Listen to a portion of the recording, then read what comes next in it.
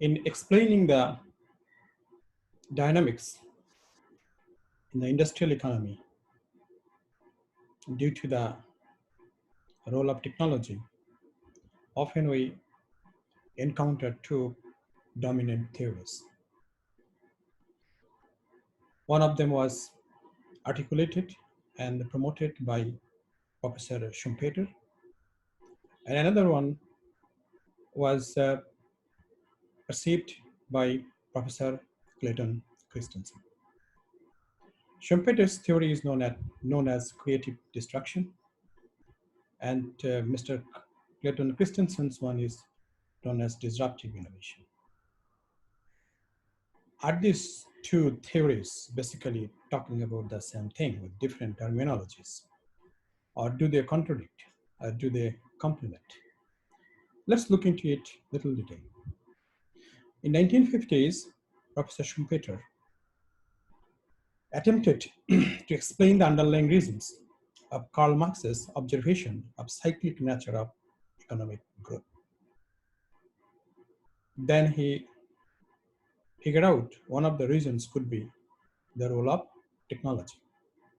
Like technological progression does not keep driving the economic growth in a linear fashion.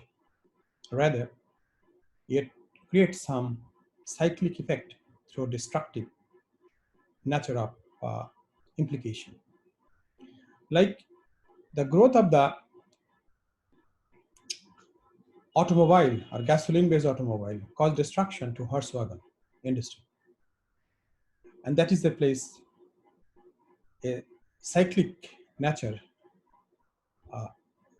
originated.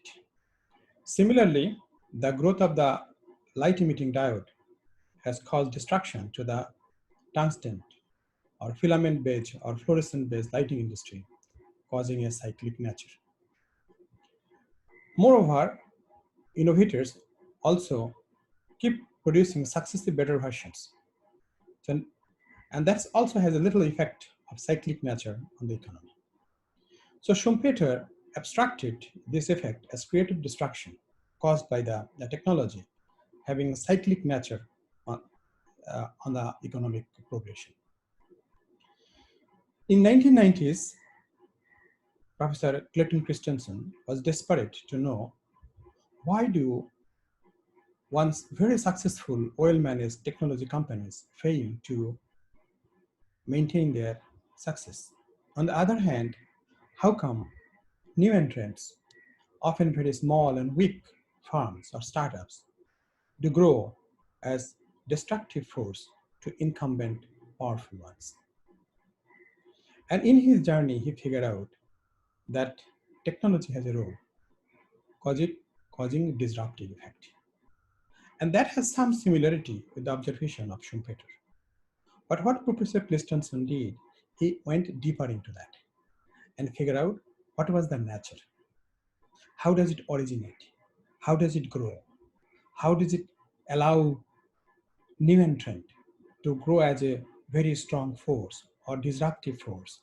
And how does it make incumbent off guard and often succumb to the entry of the startups or new entrants?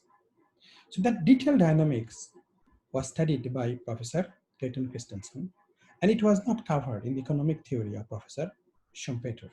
So if we say that Professor Claytonson's basically brought further detailed clarity in the way creative destruction occurs in a competitive market economy, in a place where there is a competition or friction between incumbent ones and new entrants or startups pursuing new technology code.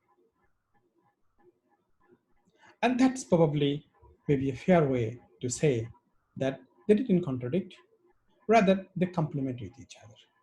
Professor Clayton Christensen went further, giving the detail how it works in an economy, how it works in a competition scenario, which is very valuable for management, for strategists, for startups to figure out how to compete by taking the advantage of emerging new technology code, often creating destructive effect to incumbent firms, incumbent products, and incumbent industries, which often creates cyclic nature in economic growth.